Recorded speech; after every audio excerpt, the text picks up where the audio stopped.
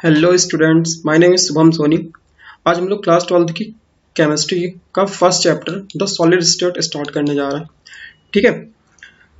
मैं बिल्कुल बेसिक से एनसीईआरटी पूरा फॉलो करूंगा, जो कि आपको वैसे भी ये चैप्टर बहुत इंपॉर्टेंट है आपके आने वाले सीबीएसई एग्जाम या बोर्ड एग्जाम के या फिर जेईई मेंस या फिर नीट के एग्जाम में किसी भी एग्जाम के पर्सपेक्टिव से ये चैप्टर बहुत इंपॉर्टेंट है। इसके पहले आपने क्लास 11th में liquid state and gas state already पढ़ रखा होगा। तो चलिए स्टार्ट करते हैं हम। सबसे पहले बात करते हैं solid. What is solid? Solid is the state of matter in which the constituent particle are arranged in very closely. देखो, आपको सब कोई भी मैटर होता है वो अपने कॉन्स्टिट्यूएंट पार्टिकल से मिलकर, ऐसे कह रहा है कि जो कॉन्स्टिट्यूएंट पार्टिकल होते हैं वो कितना क्लोज है, इस बिहाफ पे हम सॉलिड, लिक्विड या गैस हम डिफाइन करते हैं। तो यहाँ पे कहना ये है कि सॉलिड ऐसा स्टेट होता है मैटर का जिसमें क्या होता है, उसके कॉन्स्टिट्यूएंट पार्टिकल, कैसे पार्टिकल, कंस्टिट्यूएंट पार्टिकल जो होते हैं हमारे, वो कैसे होते हैं, बहुत ही क्लोजली अरेंज होते हैं। ठीक है। अब कंस्टिट्यूएंट पार्टिकल क्या होते हैं? जो मतलब जो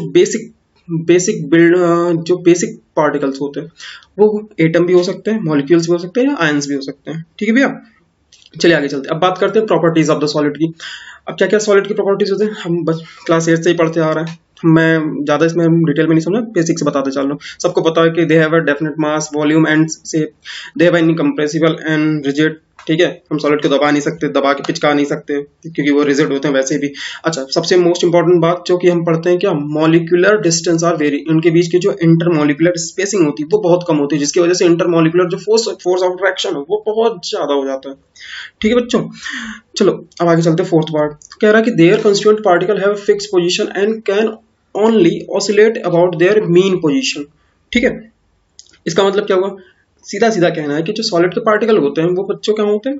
ठीक है भैया, अब होते क्या है, सॉलिड के जो पार्टिकल होते हैं वो कहीं मूवमेंट नहीं करते, वो बस अपने अपने पोजीशन पे होते हैं, उनका पोजीशन फिक्स होता है और वो क्या उस पोजीशन के बाद ऑसिलेशन करते रहते हैं, ऑसिलेटरी मोशन। अभी आप आगे आपने 11th पढ़ा होगा, SHM is also known as oscillation. ठीक है, ऑसिलेटरी मोशन या हार्मोनिक मोशन भी आप कह सकते हैं, अपने मीन पोजीशन के बाद टू एंड फ्रो मोशन करते हैं। ठीक है, चलिए आगे चलते हैं। अब बात करते हैं classification on the basis of arrangement of constituent particle. अब हम बात करते हैं कि सॉलिड होते कितने तरह के, उनको क्लासिफाई किस बिहाफ पे करा गया। तो वो जो सॉलिड का क्लासिफिकेशन है वो करा गया उनके कंस्टिट्यूएंट पार्टिकल के अरेंजमेंट के आधार पे। पहला crystalline solid, second amorphous solid. दो तरह के सॉलिड होते हैं, ये किस बिहाफ पे अरेंजमेंट हुआ है, उनके कंस्टिट्यूएंट पार्टिकल के आधार पे। ठीक है, on the basis of the arrangement of constituent particles. First पहला हम बात करेंगे क्या, क्रिस्टलाइन सॉलिड, दूसरा अमरफस सॉलिड। चलिए अब एक एक बात करते हैं, नेक्स्ट स्लाइड पे चलते हैं। अब आप फिगर में भी ध्यान से देखिए, क्रिस्टलाइन सॉलिड का फिगर और अमरफस सॉलिड के फिगर में आपको कुछ अंतर दिखता होगा। यहाँ पे एक रेगुलर पैटर्न अरेंजमेंट है, यहाँ पे कुछ देखिए इरेगुलर है, जिसका कोई ना कोई ऑर्डर है ना कोई वो है। यहाँ पे एक शॉर्ट रेंज है जबकि यहाँ पे एक लॉन्ग रेंज फॉलो हो रहा है। अब हम ये बेसिकली आपके एग्जाम में कई बार सीबीएसई में या बहुत सारे एग्जाम्स में सीधा सीधा डिफरेंस पूछ लिया जाता है कि प्रॉपर्टीज, बेसिकली प्रॉपर्टीज पूछे, या आपके बोर्ड एग्जाम में भी हो सकता है डिफरेंस पूछ, तो आप यहाँ 4-4 पॉइंट 5-5 पॉइंट दोनों याद कर सकते हैं। तो मैं एक एक करके भी एक्सप्लेन करते चलो। ठीक है, चलिए आराम से चलते हैं। सबसे पहले properties of the crystalline solid की बात करते हैं। सबसे फर्स्ट प्रॉपर्टी क्या है, they have a definite geometrical shape. ठीक, इनका क्या होता है, एक डेफिनेट ज्योमेट्रिकल शेप होता है। They have a long range order.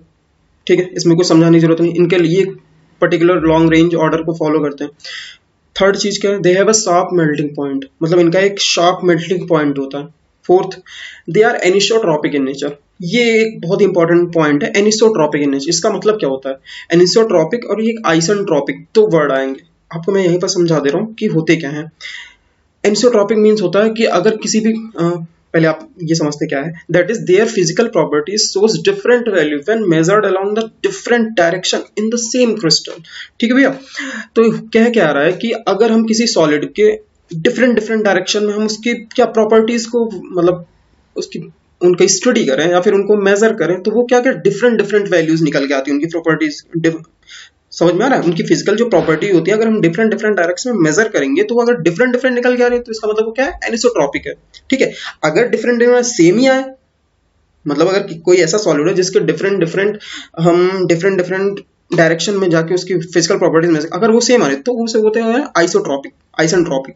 ठीक है, वो आगे आएगा। आई होप यहां तक क्लियर हो गया। चलिए आगे चलते हैं। अब नेक्स्ट प्रॉपर्टीज की क्या है, they have a definite and characteristic heat of fusion, ठीक है। हीट ऑफ फ्यूजन आपको पता होगा कि गलनांक जिसे कहते हैं, सॉलिड को हम ज्यादा टेम्परेचर देंगे तो क्या होता है, ऑब्वियसली वो फ्यूज कर जाता है, आप सबको पता होगा। इसीलिए इनको क्या कहते हैं, they are called true solid, इन्हें कहते हैं ट्रू सॉलिड। जबकि अभी आप आगे पढ़ेंगे अमॉर्फस, उन्हें कहते हैं स्यूडो सॉलिड, ठीक है। चलिए, एक और बहुत इंपॉर्टेंट प्रॉपर्टी है कि when cut a sharp edge tool they split into two pieces and the newly generated surface are plain and smooth, ठीक है भैया। तो इसमें क्या आ रहा है, सिंपल सी बात है कि अगर कोई भी सॉलिड उसको हम कट करें, सपोज कोई भी एक किसी चीज का टुकड़ा है, कोई मेटल पीस हो या सिंपली जो कट जाए, आपको पता होगा कि सोडियम के जो पीस होते हैं उसको मेटल से हम कट कर सकते हैं, यानी कि नाइफ से, शार्प एज नाइफ से हम कट करें तो एक बिल्कुल ही स्मूथ और शाइनिंग सरफेस आती है। क्योंकि आपको पता भी होगा मेटालिक जो चीज होती है उनमें क्या जो एक लस्टर होती है, मेटालिक लस्टर आती है, ठीक है। तो यहाँ पे एक देखिए, इस फिगर में ध्यान से देखते हैं, ये जो फिगर है, एक मिनट, हाँ, इस फिगर में ध्यान से देखिए, ये anisotropic nature of crystalline nature. यहाँ पे ध्यान से देखिए, हर डायरेक्शन, जिस डायरेक्शन में है कुछ अलग अलग प्रॉपर्टीज दिख रही हैं। यहाँ पे कोई एक रेगुलर अरेंजमेंट नहीं है, मतलब जो फिजिकल प्रॉपर्टीज हैं वो हर डायरेक्शन में डिफरेंट डिफरेंट है, ठीक है। चलिए आगे चलते हैं, आई होप क्लियर होगा। अब आगे बढ़ते हैं, पॉलीमॉर्फस फॉर्म या पॉलीमॉर्फ्स। इसके दोनों, अमॉर्फस सॉलिड को हम दो तरीके से इसको बोलते हैं, या इसी को पॉलीमॉर्फिक फॉर्म भी बोलते हैं या पॉलीमॉर्फ्स भी बोलते हैं।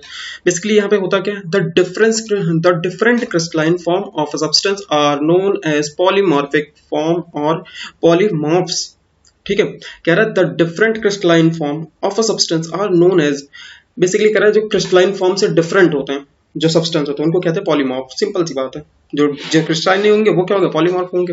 अब बात करते हैं कैरेक्टरिस्टिक्स ऑफ अमॉर्फस सॉलिड की।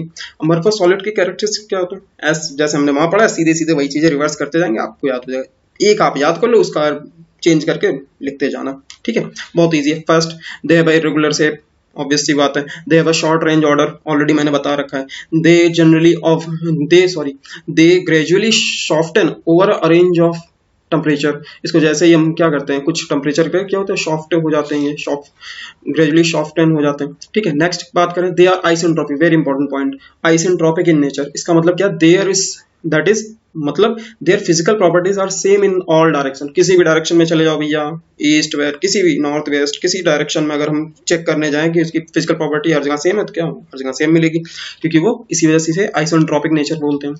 अच्छा, नेक्स्ट पार्ट वही चीज की, when cut the sharp edge tool they cut into two pieces with irregular shape. जैसे भी कोई भी चीज हम वैसे कुछ, जैसे ब्रिक का टुकड़ा अगर हम बात करें, उसको कट करेंगे शार्प, तो क्या होता है, कई बार उसके वो इर्रेगुलर शेप में कटते हैं। तो कह रहा है कुछ इस तरह से अमॉर्फस जो सॉलिड, जैसे ग्रेफाइट, इसका एग्जांपल क्या है, ग्रेफाइट हुआ, डायमंड हुआ, ये क्या होता है, इर्रेगुलर शेप होता है। इनको कट करेंगे कुछ एंगल पे, तो कोई जरूरी नहीं कि बिल्कुल स्मूथ और बिल्कुल ही रेगुलर शेप आए, नहीं, ऐसा जरूरी नहीं है।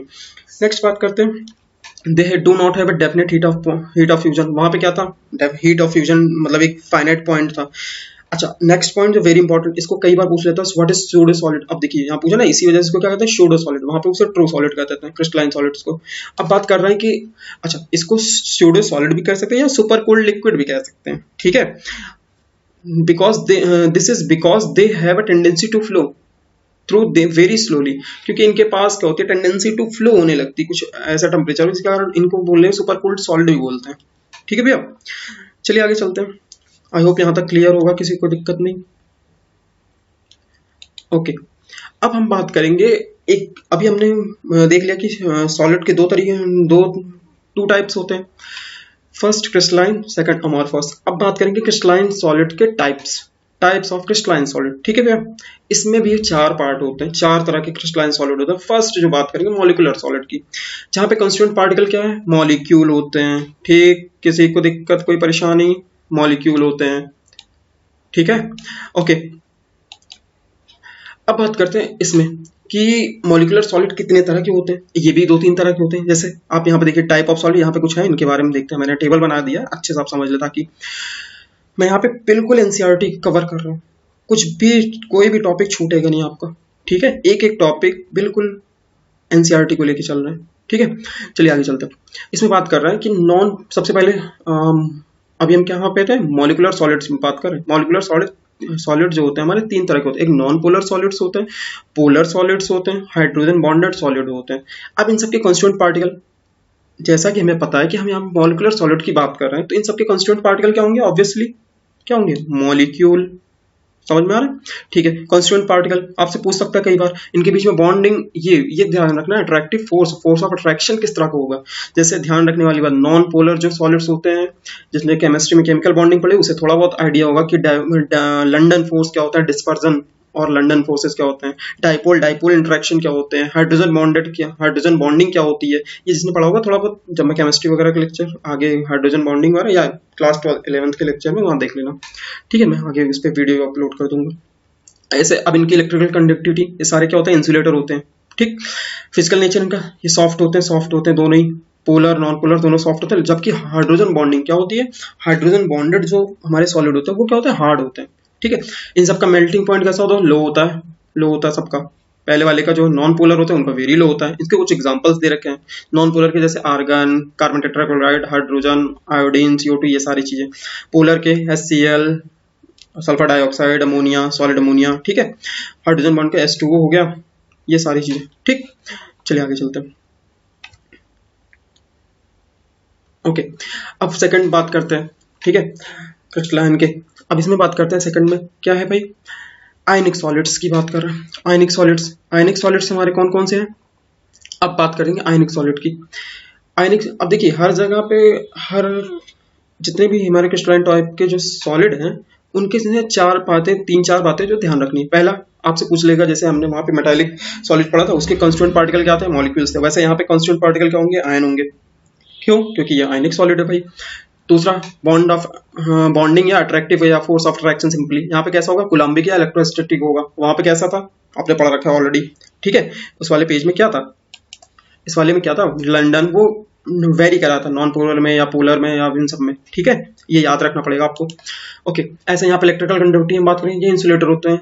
Insulator in solid state but conduct in मॉल्टन state in aqueous solution. Physical nature hard and brittle होता है। मेल्टिंग पॉइंट हाई होगा। एग्जांपल इसका zinc sulphide, magnesium oxide, NaCl। ठीक है। अब बात करते हैं थर्ड, मेटालिक सॉलिड की।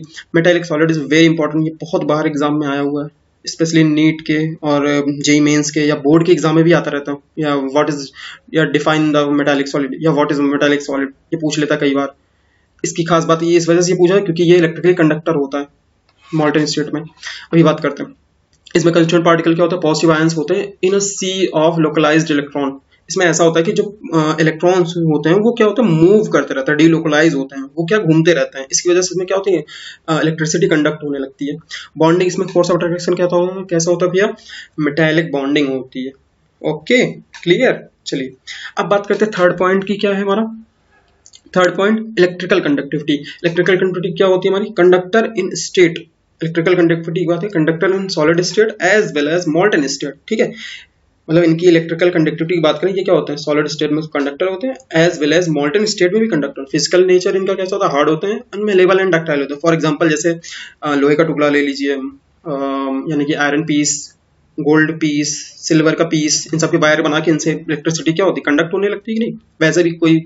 अच्छा, नेक्स्ट बात करते हैं मेल्टिंग पॉइंट। मेल्टिंग पॉइंट इनका फेयरली हाई होता है। ओके, एग्जांपल ऑलरेडी दे रखा है, फेरस, जितने भी हमारे इलेक्ट्रिकल, इन्हीं मेटेलिक सॉलिड से ही हमारे जितने वायर है इलेक्ट्रिसिटी कंडक्ट होती है। जो हमारे घरों में वायर हो, चाहे किसी थर्मल पावर प्लांट से, थर्मल कह रहा है, हाइड्रो इलेक्ट्रिक पावर प्लांट से जो हमारे यहाँ वायर्स आती हैं स्टेशन से, उनके यहाँ के जितने वायर हैं सब इन्हीं से कंडक्ट होती हैं। आयरन, कॉपर, सिल्वर, मैग्नीशियम, ये सारी चीजें ऐसी होती हैं। ठीक है, चलिए अब आगे नेक्स्ट बात करते हैं कोवेलेंट और नेटवर्क सॉलिड। ठीक है, ये भी इंपॉर्टेंट है क्योंकि यहाँ पे दो बहुत ही इंपॉर्टेंट एग्जांपल आएंगे इसके, डायमंड और ग्रेफाइट के। इसके बारे में बहुत इंपॉर्टेंट, जरूरी है समझना। इसके कंस्टिट्यूएंट पार्टिकल कैसे होते हैं? ये एटम होते हैं, ध्यान रखने वाली बात है। ये क्या होते हैं? नेटवर्क सॉलिड्स होते हैं। इसमें जो फोर्स ऑफ बॉन्डिंग और अट्रैक्टिव फोर्सेस होते हैं, कोवेलेंट बॉन्डिंग होती है। इलेक्ट्रिकल कंडक्टिविटी कैसा होता है? ये bad conductor in solid state होते हैं as well as molten state होते हैं। फिजिकल नेचर इनका कैसा होता है? हार्ड होते हैं, मेलेबल होते हैं एंड डक्टाइल होते हैं। ठीक है, मेल्टिंग पॉइंट क्या था? फेयरली हाई होता है। इसका एग्जाम्पल क्या है?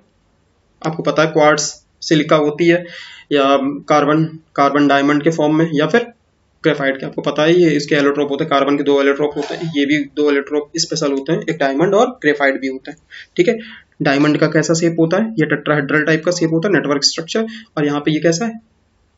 ऑक्टाहेड्रल टाइप का स्ट्रक्चर है ग्रेफाइट का, ठीक है। ग्रेफाइट लेयर के फॉर्म में होता है, ठीक है। यहाँ पे कुछ उनके बॉन्ड लेंथ वगैरह दे रखी है, आपको अगर याद है तो ठीक है, अदरवाइज कोई दिक्कत नहीं। बेसिक यहाँ तक चीजें आपको समझ में आई। पहली पहली क्या चीजें, फर्स्ट हमने बात करी क्या, सॉलिड के। सॉलिड दो तरह के हो गए हमारे, क्रिस्टलाइन सॉलिड, अमॉर्फस सॉलिड। अब हमने फिर बात करी क्या, क्रिस्टलाइन सॉलिड के टाइप कौन कौन से थे, हमने बात कर ली 4 तरीके होते थे, ठीक है। उन सब के बारे में हमने अच्छे से पढ़ लिया, ठीक है। आज का लेक्चर यहीं पे स्टॉप करते हैं। कल हम बात करेंगे यूनिट सेल के बारे में, कि ये सबसे SCC simple cubic, BCC, FCC की यूनिट सेल्स क्या होते हैं, यूनिट लैटिस क्या होते हैं, इन सब के बारे में कल अच्छे से पढ़ेंगे, ठीक है। तब तक आप लोग हमारे चैनल को please like and share and subscribe, ठीक। ओके, फिर कल मिलते हैं हम लोग, ठीक है। और आपको अगर कोई दिक्कत हो कमेंट करके प्लीज हमें बताइए। कोई अगर कहीं पे कुछ भी सजेशन देना हो, आप हमारा पहले टेलीग्राम ग्रुप ज्वाइन कर लीजिए, या फिर व्हाट्सएप पे आप हमें, व्हाट्सएप ग्रुप है हमारा, उस पर ज्वाइन हो जाइए। और अगर कोई दिक्कत हो तो आप हमें कमेंट करके जरूर बताइएगा। मिलते हैं नेक्स्ट लेक्चर में, ठीक।